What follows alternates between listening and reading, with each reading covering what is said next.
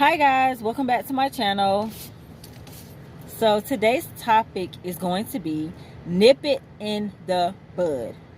Parents, pay attention to your children. Pay attention to what your children are doing outside. A lot of these kids are vandalizing people's properties by throwing rocks and doing other things. They're disrespecting people's properties. They're vandalizing people's properties, and they're terrorizing the neighborhood. If you live in an apartment complex, you understand what I'm saying. A lot of kids, they will throw rocks at people's vehicles, and the parents will sit there and see it going on and not say a word. And if they do say something, their first response is, if they break something, they have money to pay for it. When 9 times out of 10, they're not going to pay a single dime. They're going to sit back and make excuses and sometimes want to fight.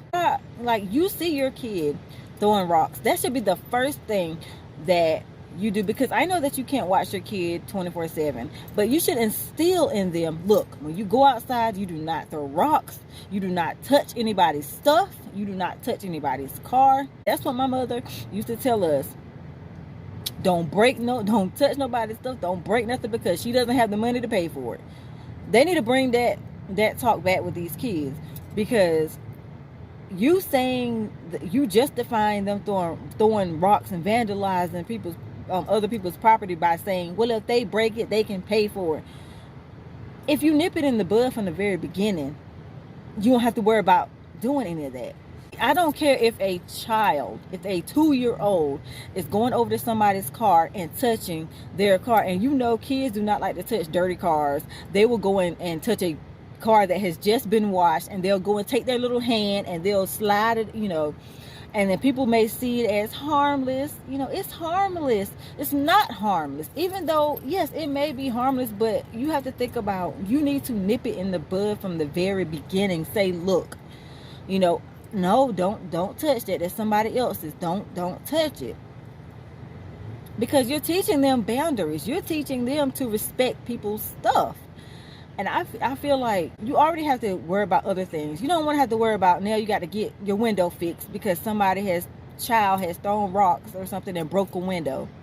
And also, and not only kids, because you see these adults sitting on other people's cars, leaning on other people's cars. I've literally had that done. I've seen people sit on the car, alarm goes off, I'm looking out the window, they're hopping off the car. I don't know you. They're both black, so it's okay. No, it's not okay. I don't know you. I don't want you on my stuff. Don't sit on my vehicle. Don't lean on my vehicle. Putting drinks on top of someone else's car. Why would you do that? Why would you lean on somebody's car that you don't know? So you have a vehicle right here, yet you want to lean on somebody else's car? Lean on your own car. Sit on your own car. Put a drink on top of your own car. It's giving nuisance. Sometimes when they want to start things or they want to be petty or something, they'll do things like that, hoping that you'll go outside and say something to them so they can start trouble with you. Those types of people exist too. So they work too hard for their things to have someone come and just throw rocks and vandalize their stuff. And I wish that parents would really speak up and have that talk with their children. Because I've literally seen it happen. I've seen kids throwing rocks, parents sitting right there looking, not saying a word. As a parent, that's your responsibility. You have that responsibility to teach your children to respect other people's property. And if they throw a rock and hit somebody's car and breaks the window, it's your responsibility to pay. And for some reason, they feel like they don't have to pay. The person is stuck with paying for repairs. And don't get me started on the landlords, because they don't want anything to do with vandalism cases.